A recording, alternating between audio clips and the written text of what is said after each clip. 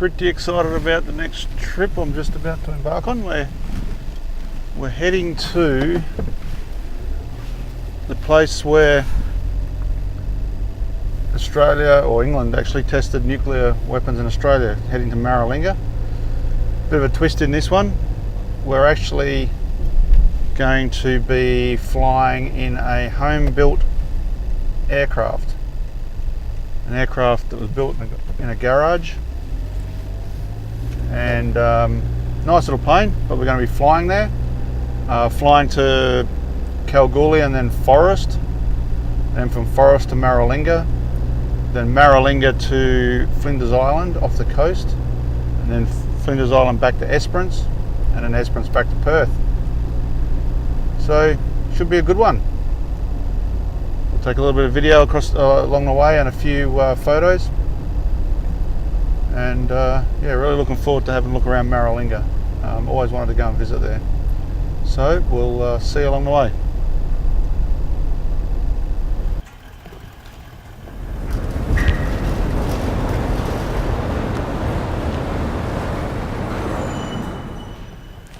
The windshield.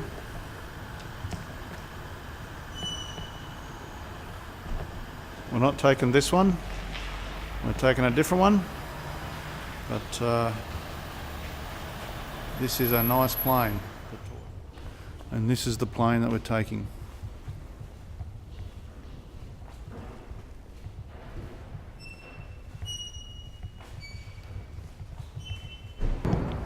So, nearly ready to go.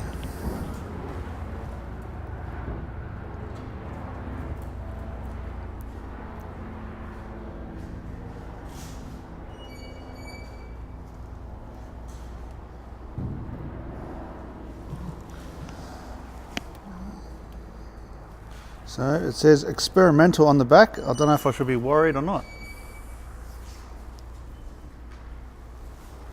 So this is one of the other planes we're going with, an RV-8. So we've got an RV-7, a 182 Cessna and an RV-8.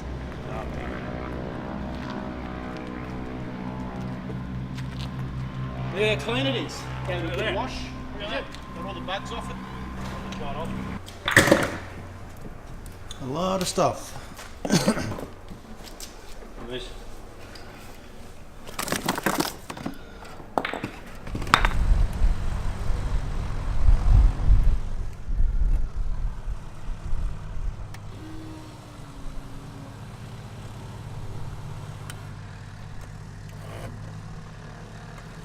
Equity prop.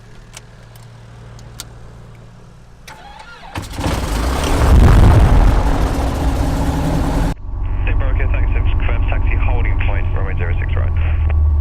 Confirm holding point 06 right, then Bravo Kilo. Danica Ground, good morning, Seminole Kilo Juliet Mike. Central A friend request, start approval and taxi for circuits, receive Charlie Jewel. Kilo 2 Mike ground, start approved, taxi hold short of runway 06 left.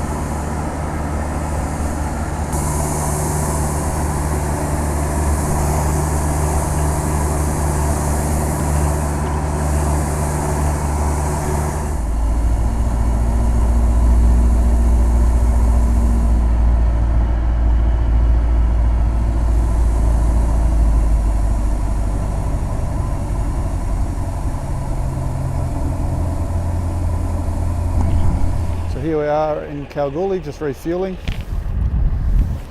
We would make it to Forrest, but we wouldn't have much in reserve, so we're just refueling. Make sure we got plenty in reserve. So we'll get that done and get back in the air.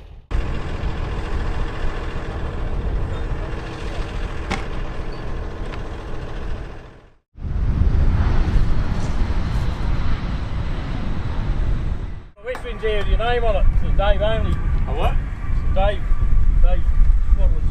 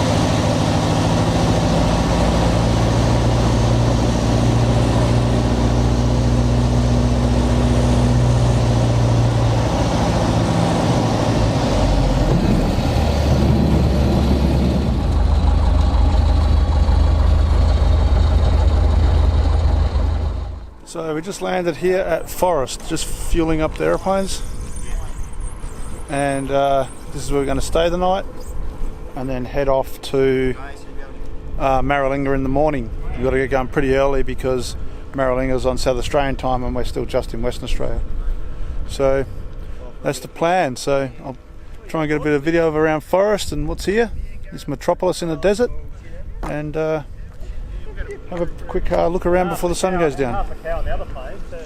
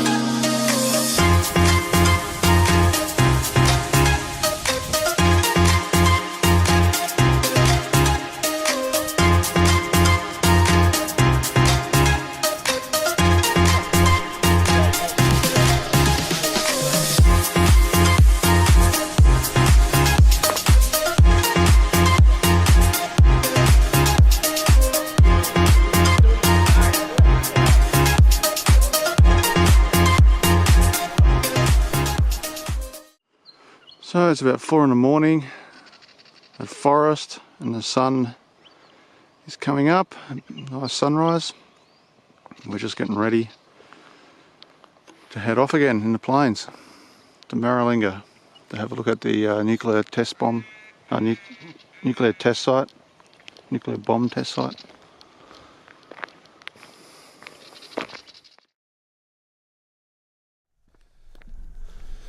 So I'm just running down to the line because there's a train coming at Forrest.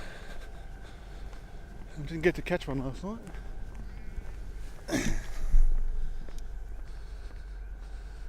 Beautiful sunset.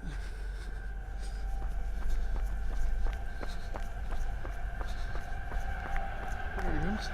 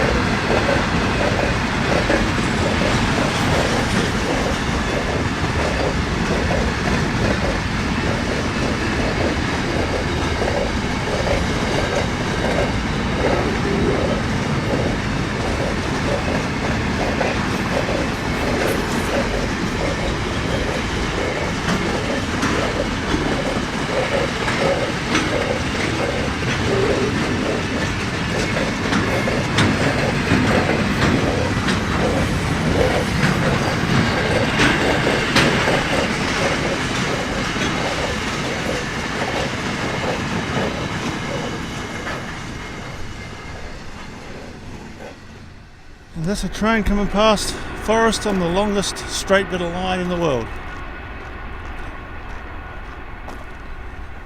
Okay, we've got to get back to the guys because we're going to take off.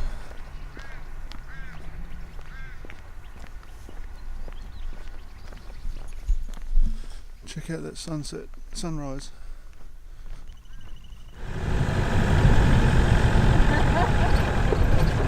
Coming up to the hangar. Look at that sunset, sunrise.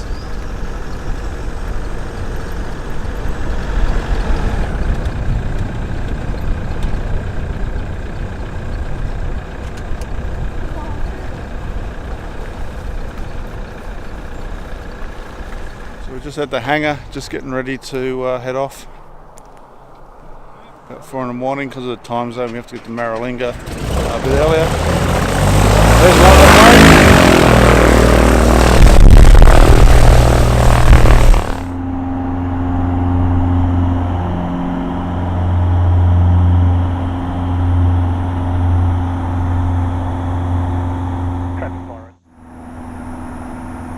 Maralinga, here we come. Forrest. What do we got? We've got about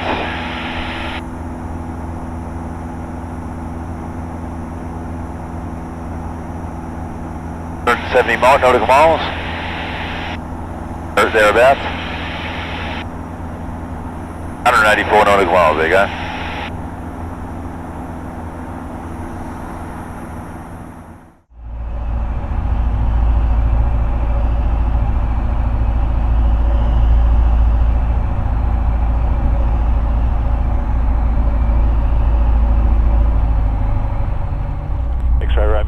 Clear of all runways, Maralinga. So we're at Maralinga.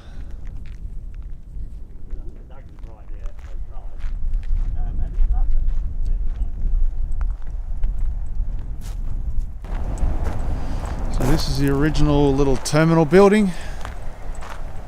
Right up here about it.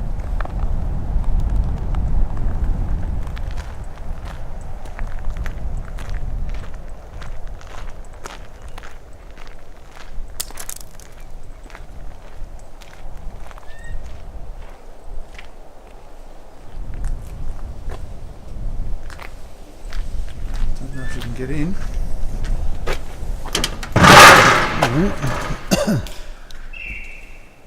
There's some airstrip landing lights or airstrip lights by the look of it.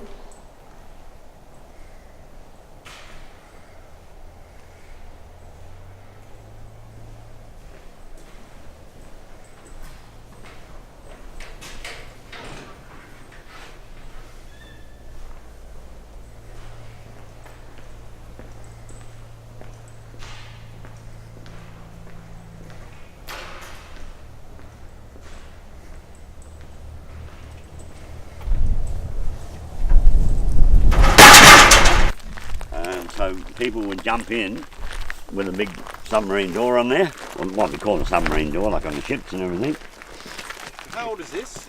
This one here, this would have been probably 94, this one. Oh, okay. I reckon. This was for the clean up from 94 to 2000. And there's no seats or anything, being stripped all out. But what they'd do, the scientists would actually jump in here, the driver would jump in, scientists would jump in, and he'd have his computer set up and everything. And on the front they had 4 Geiger counters mounted there, and then on the top they had a big blower system up there, so that when the gentleman would get in there, they'd shut the submarine door up, lock it up, and then air pressurise it inside and keep any dust out, but breathe recirculated air through special filters, so they wouldn't be breathing any radioactive dust. Because when they first came out here, our scientists and everything, and the British said, right, here's where the burial pits are, here's where it's radioactive. Well, some of our scientists were going in different areas that the British said is clean and find out it wasn't, it was really bad. So they had to grid 3,176 square kilometres out here, and that's how big section 400 is. And they had to know, just say now over in that scrub out there, say 4 k's over there, the British said, no, everything's all safe out there. But they said it was safe out there, and they found it was radioactive. So they actually had to drive the whole area, 3,176 square kilometres, and that's why they'd 72 of these vehicles, all over the place with scientists and that. And then when Thies Brothers came in 94 to 2000, these vehicles were a mainstay for them to use out there when they got the machines working out there. The bosses could drive around.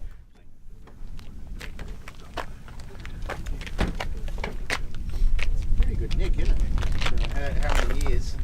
62 years the bitumen's been down and it's never been touched. You can see over here, right, at the back here, it's starting to crack here and everything. But if you drove up there or walked up there, you wouldn't find one pothole, one crack on the actual strip itself. On the edge of the tarmac there, it's starting to crack a little bit on the edge, and the reason is, years ago they left it. After 2000, when Thies Brothers walked out the door, there was still a lot of bushes growing here. They grew into bloody 20-foot trees. Well, they were starting to crack the edge of the bitumen there. So we decided to bloody clear it all out. Got the dozer in here, one dozer and two graders out here, and we went through and ripped it all out again. The way it was in the 50s, virtually we went out to the tree line. As that I'm driving over now, there were big mechanical workshops here to service the planes. The reason being is because those planes would then taxi back to the parking bay, and that's where they caught their rainwater for drinking from, so they didn't want any contamination on the actual parking bay. So every plane had to go in here and be checked over before it could taxi back to the parking bay.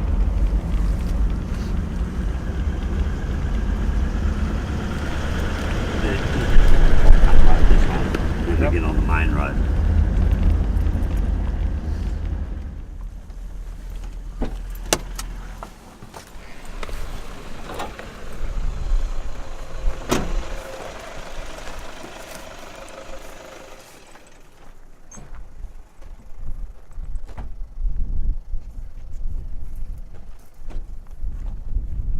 This old quarry here, they used to get all the heavy rubble from Watson Quarry to build everything, all the roads, build the airstrip and everything. All the material come from Watson Quarry, and this is like a white dolomite sort of stuff, and it's bloody hard, it really is.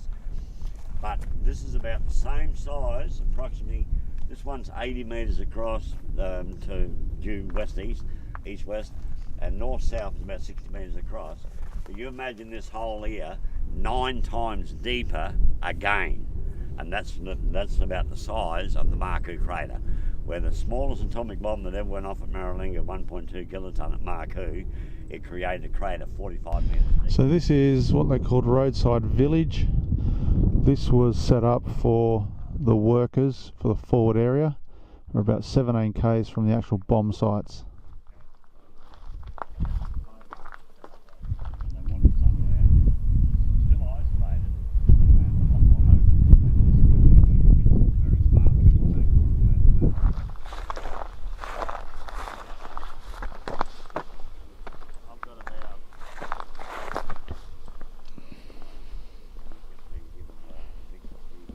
I bought a Geiger counter to see if I can find some radiation.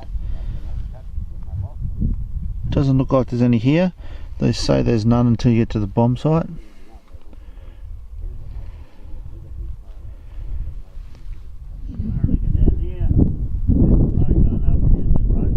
Into the sand hill and set atomic weapons that way, and up that go. That's why these roads are put in First Avenue, 2nd, 5th, 10th, 25th Avenue, 28th Avenue. It's not even on this map.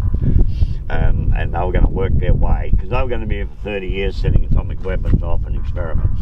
Well, they only did it for 2 years, 56 and 57. They had 2 ready in 1958, but they signed the Nuclear Disarmament Treaty, including Russia, America and Great Britain, not to do any more major atomic testing on the mainland anymore. Yeah. 1 milligram will give you cancer. See these everywhere. All the batteries, well, all the instruments out here, all had to be operated.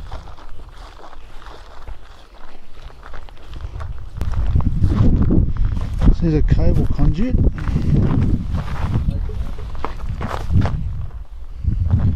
And that goes up there. Through here, it's broken here, and then it goes up to there. And there's a site here which I'll walk over and take a look at. Operation Brumble, or Brumby. Is that 1980 or 67? 67. 67. Yeah.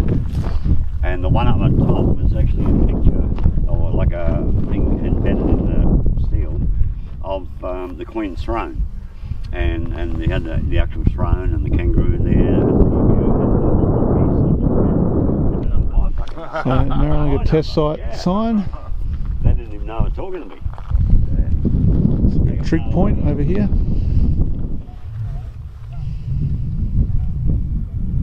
The other road over there, I think that's why the And so this means you can't cook, would you say kangaroo underground? Or that one? That one there, the meat, the googa, that's malya. The googa malya means that kangaroo meat is good. Yep. Nurawea, no camping. Don't camp, make a fire, cook the meat in the ground inside the boundary area. Because there was radiation there years ago.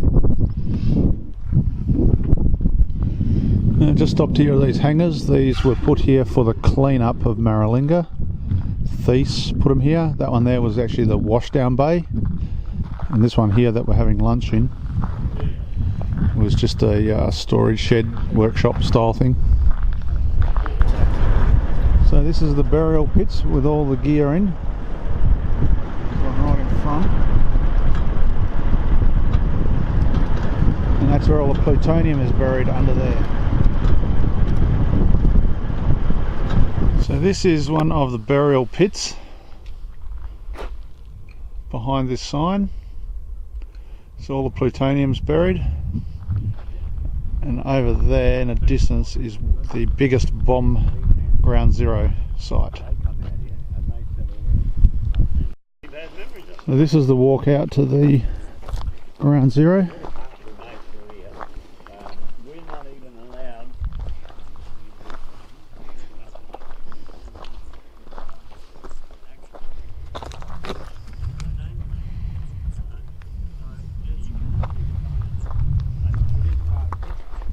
It is. And Maralinga goes is fully supportive because eventually, by next year, the tourism money that comes in will start flowing right on the left of this. This is 61 years of regrowth and only gets 12 at a time. Oh yeah, right here, look. Ground zero is right here. So this got cleared out to that edge. Yep. It melted the whole ground Right out and that round out to that edge. all the road.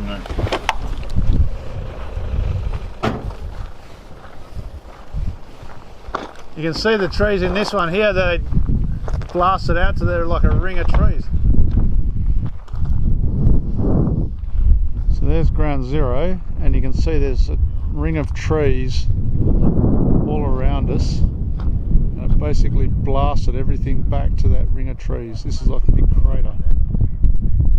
Yeah, this whole hill. Just took a whole lot out.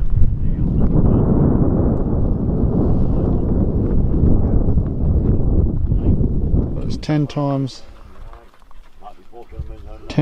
the normal radiation, 1.34. Yeah, down there it was like 0.11. When we go up on the hill over there, Marquee, and that's a black and white photo of the blast coming out before it's formed the mushroom cloud, and you'll see the distortions in the smoke rockets as well. That's all it is, was to do their measurements and that. And that's why they had to have really good lines of sight and 20 k's away, so that they have a really good clear vision with the cameras to take the films plus the photos. And if they got distortions on the film, they couldn't record a proper measurement of a shockwave, sort of. Circle running around here. Yeah, this green stuff. Oh yeah. And this here was a full sheet of glass. Look for the full sheet of glass. 1.17 here. Yep. And I've tried all the bits and pieces of glass and everything. That's about the most I can get. 1 point.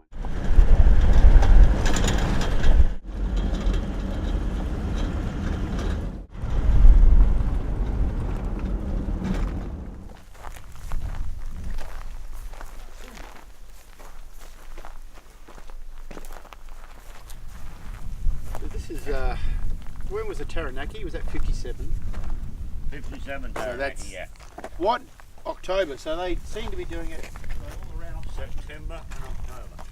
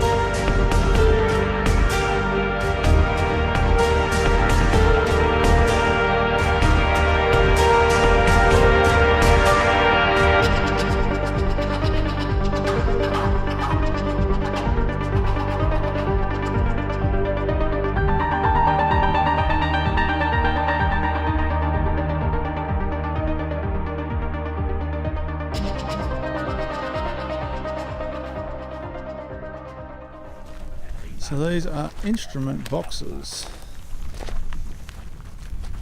for the blast. That big one over there, that's heavy duty, it's thick steel. That. For the Marku on-ground blast, because they knew it was going to go into the ground, and by going into the ground it's creating seismic activity under the ground like a small earthquake. Yeah. So they had to measure it, but they had to have boxes secure and solid enough so that it wouldn't distort the instruments and that.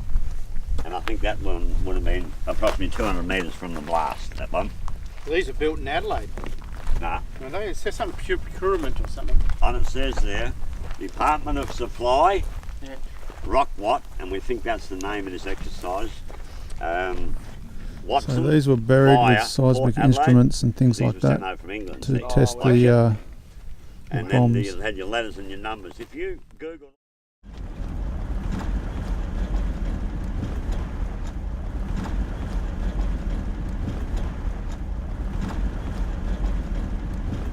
this is where we do the septic and everything. This is our campground here, Justin, where people come and camp. on the cement. Cement, on the red sand, red sand cement there. This is our campground on the left-hand side here, sand. Sand. Where we put some septic. The London spot, here.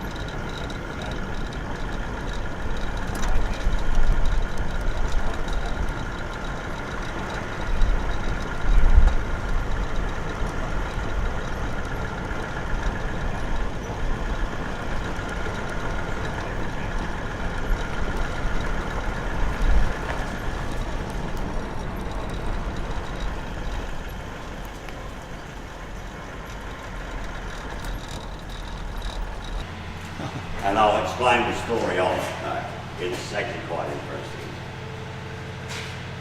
There's a lot of gear that was over in another old barracks building. We're slowly shifting back to here. Long ago, I remember that it was picked up over the years, and that, from different people. And it's all been tested for radioactivity.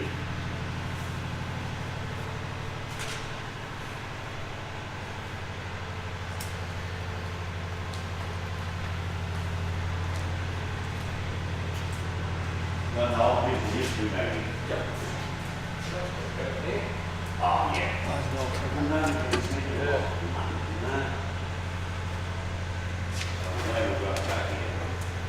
And probably, I'd like to keep that wall there for my new photo boards. My new photo boards there. I don't know on that wall there. Or,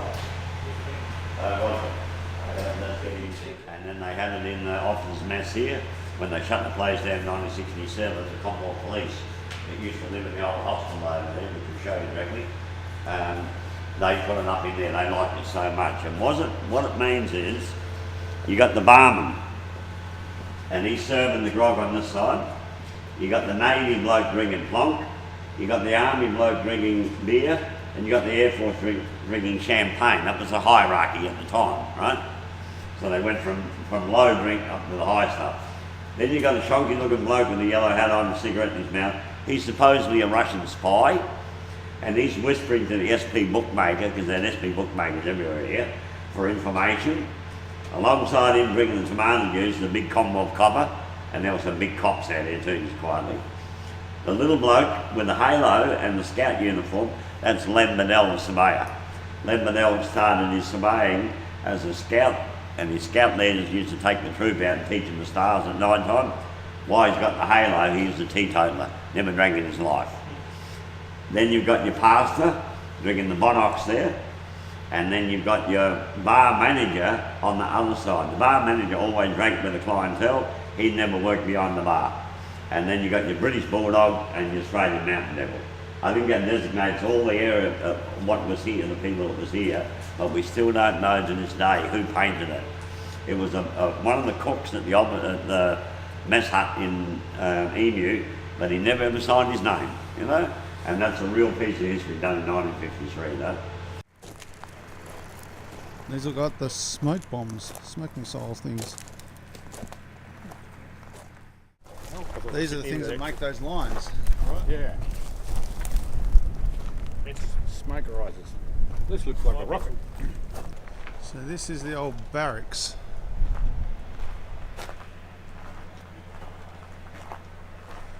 Where the servicemen used to stay.